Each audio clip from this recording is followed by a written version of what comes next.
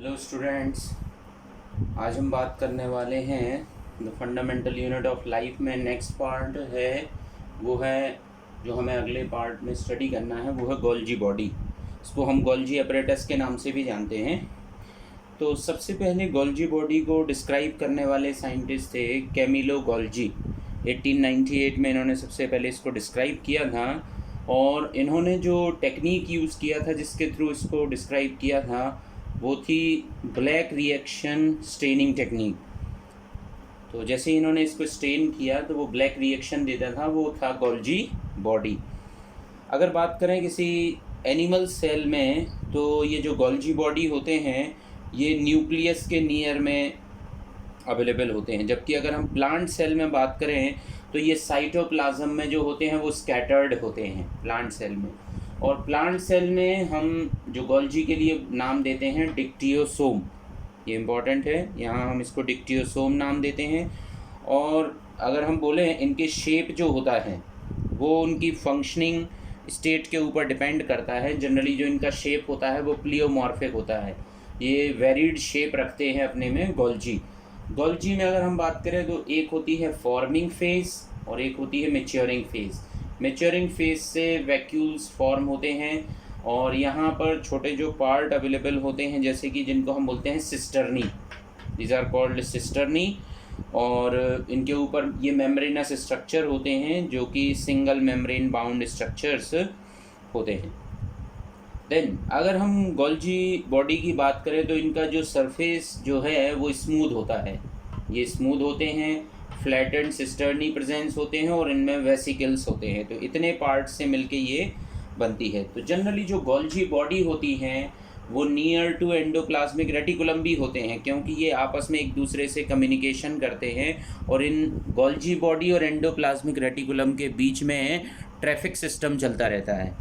Golgi body जो है endoplasmic reticulum से आने वाले कंपोनेंट को मॉडिफाई करते हैं और फिर पूरे सेल में डिस्पर्स करते हैं वेसिकल्स बना के और वैक्यूल्स बना के।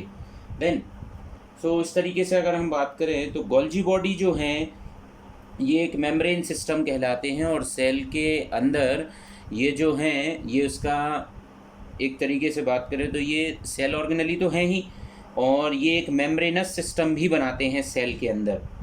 तो अगर हम गोल्जी की बात करें तो गोल्जी अपरेटस जो हेल्प करते हैं कंपोनेंट्स जैसे कि प्रोटीन है, लिपिड्स है, इन सभी की पैकेजिंग करते हैं, इनको डिस्पैच करते हैं और मॉडिफिकेशंस करते हैं। मॉडिफिकेशन वाले कंपोनेंट की भी पैकेजिंग और डिस्पैचिंग करते हैं, और जो कि जगह अलग अलग सेल में जहाँ जहाँ इनकी रिक्वायरमेंट होती है उस जगह से इनको डिस्पैच करते रहते हैं। और ये एंडोप्लाज्मिक रेटिकुलम से आने वाले कंपोनेंट को इनसाइड और आउटसाइड सेल के पहुंचा सकते हैं।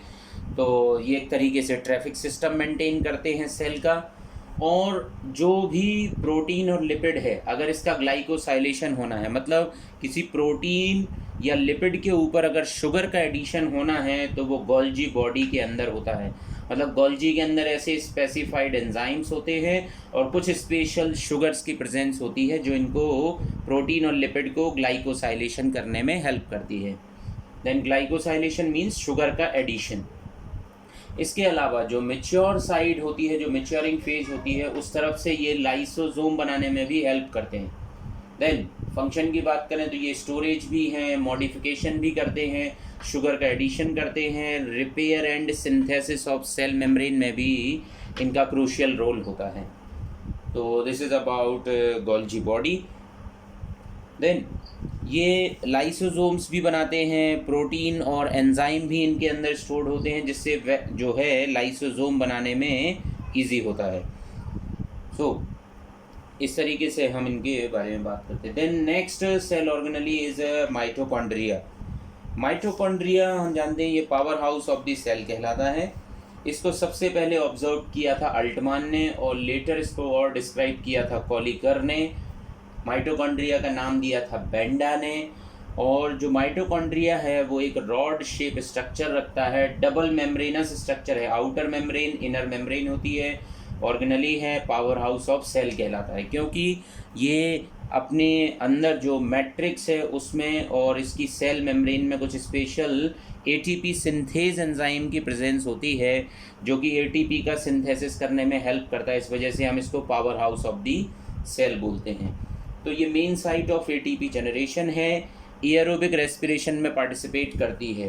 ग्लाइकोलिसिस की जो रिएक्शन होती है वो सबसे पहले स्टार्ट होती है साइटोप्लाज्म में और एंड होती है माइटोकॉन्ड्रिया के इनसाइड मैट्रिक्स के अंदर।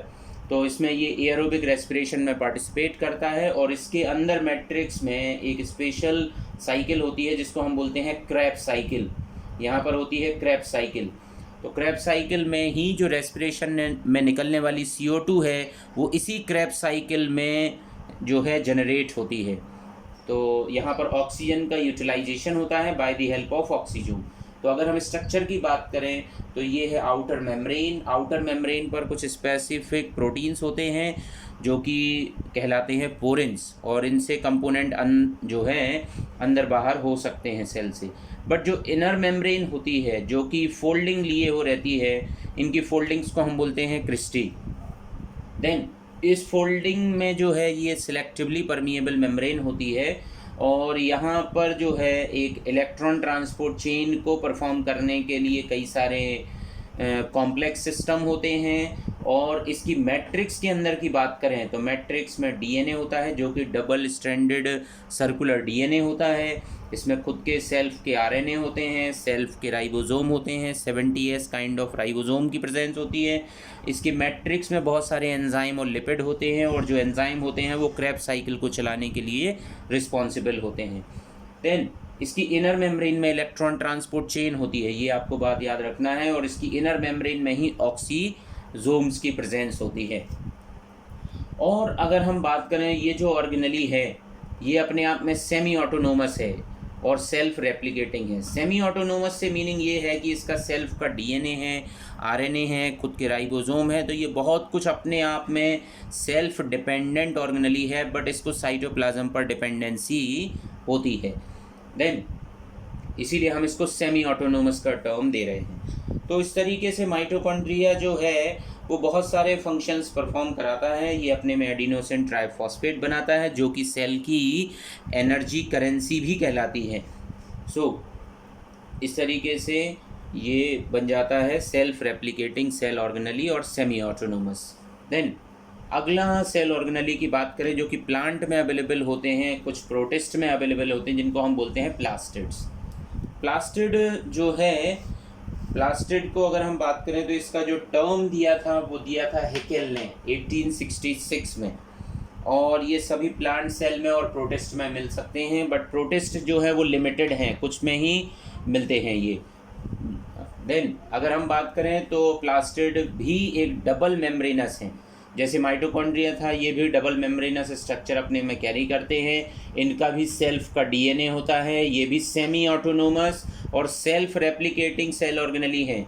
दोनों में ये बड़ी सिमिलैरिटी है माइटोकॉन्ड्रिया में और प्लास्टिड्स में। देन अगर हम बात करें तो सिम्पर ने इसको क्लासिफाइड किया था प्लास्टिड्स के लिए 3 टाइप में। एक होता है ल्यूकोप्लास्ट, क्रोमोप्लास्ट और क्लोरोप्लास्ट। ल्यूकोप्लास्ट की अगर हम बात करें तो जो ल्यूकोप्लास्ट जो हैं, ये ल्यूकोप्लास्ट को अगर हम बात करें तो फर्स्ट जो है ये प्लास्टिड जो कि अपने में स्टार्च को स्टोर करते हैं, ये होते कलरलेस हैं। अगर स्टार्च को स्टोर करते हैं तो इनका नाम हो जाता है अमाइलोप्लास्ट। अगर ये अपने में प्रोटीन को स्टोर करते हैं जो कि कलरलेस हैं बट प्रोटीन को स्टोर करते हैं तो नाम इनका हो जाता है एल्यूरोप्लास्ट। अगर ये ल्यूकोप्लास्ट अपने में ऑयल को स्टोर करते हैं तो ये कहलाने लगते हैं इलियोप्लास्ट। तो इस तरीके से देन दूसरे अगर प्लास्टिड में बात करें तो वो है क्रोमोप्लास्ट। क्रोमा मीन्स होता है कलर, इसलिए ये होते हैं कलर्ड वाले। ये जो हैं पेटल्स को, फ्लावर के पेटल्स को और फ्रूट्स को कलर देने में हेल्प करते हैं। तो कलर जो है वो प्लांट का एक अट्रैक्टिंग है स्ट्रक्चर है, तो ये पॉलिनेशन में भी हेल्प करते हैं। क्रोमोप्लास्ट के कलर ही फ्रूट्स और पेटल्स में अगर हम बात करें तो ये पॉलिनेशन में भी हेल्प करते हैं पेटल्स में। देन थर्ड है क्लोरोप्लास्ट। क्लोरोप्लास्ट ये होते हैं ग्रीन कलर्ड के, और ग्रीन कलर्ड इसका होता है क्लोरोफिल की प्रेजेंस के कारण। और क्लोरोप्लास्ट ही एक्चुअल में किचन ऑफ सेल भी कहलाते हैं। तो अगर हम इसके स्ट्रक्चर की बात करें तो ये है आउटर मेम्ब्रेन, इनर मेम्ब्रेन, यहाँ पर होते हैं ग्रेना और एक सिंगल स्ट्रक्चर है ग्रेनम। इनके सेल्फ राइबोसोम होते हैं, वो भी 70S होते हैं। डबल स्टैंडर्ड सर्कुलर डीएनए होता है।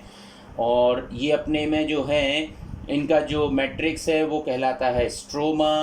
और पूरे के पूरे डिस्क लाइक स्ट्रक्चर की जो मेम्ब्रेन है उसको हम बोलते हैं थाइलेकॉइड मेम्ब्रेन। और थाइलेकॉइड मेम्ब्रेन में ही होता है क्लोरोफिल, जो कि फोटोसिंथेसिस और लाइट रिएक्शन परफॉर्म कराने के लिए ये अपने में क्लोरोफिल कैरी करता है। तो इस तरीके से ये है क्लोरोप्लास्ट का स्ट्रक्चर। और अगर हम बात करें तो इसकी स्ट्रोमा में होती है डार्क रिएक्शन, जहाँ पर CO2 को फिक्सेशन किया जाता है। और CO2 को फिक्सेशन करने के लिए होती है केल्विन साइकिल, ये बात आपको ध्यान रखनी है।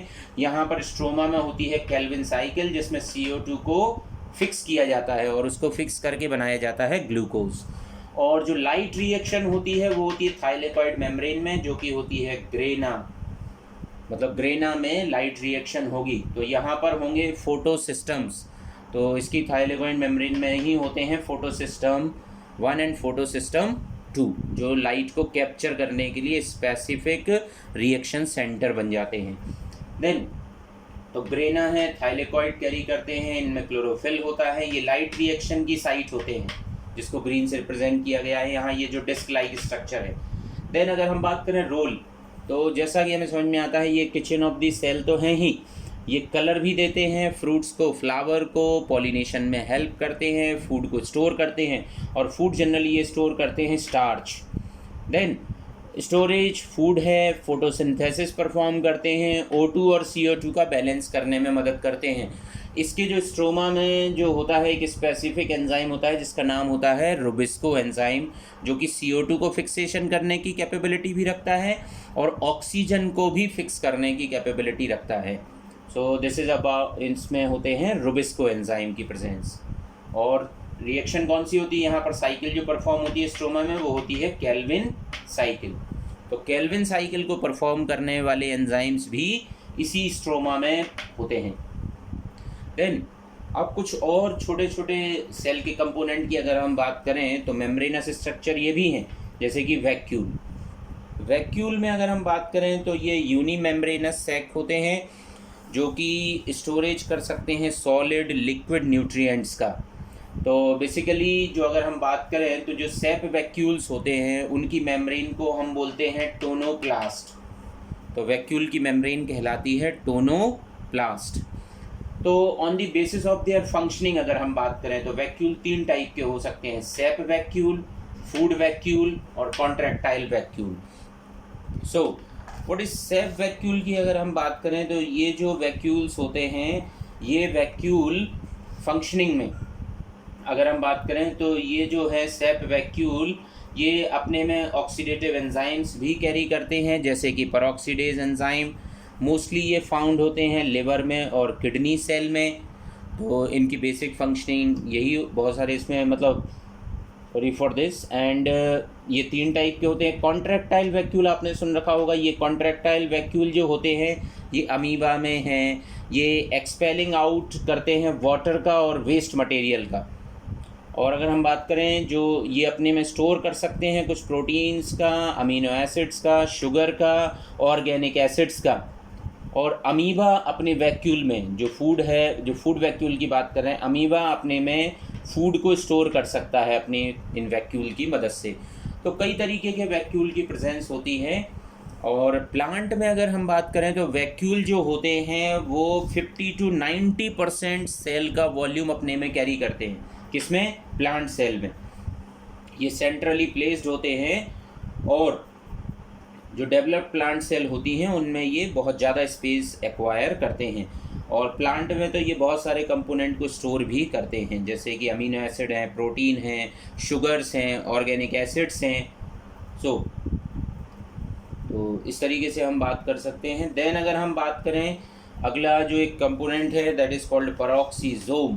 पेरोक्सीसोम की अगर हम बात करें तो ये स्मॉल होते हैं, मेम्ब्रेन बाउंड सैक होते हैं और इनके अंदर पावरफुल ऑक्सीडेटिव एंजाइम होता है। इस एंजाइम का नाम आपको याद रखना है, दैट इज़ कॉल्ड परऑक्सीडेज।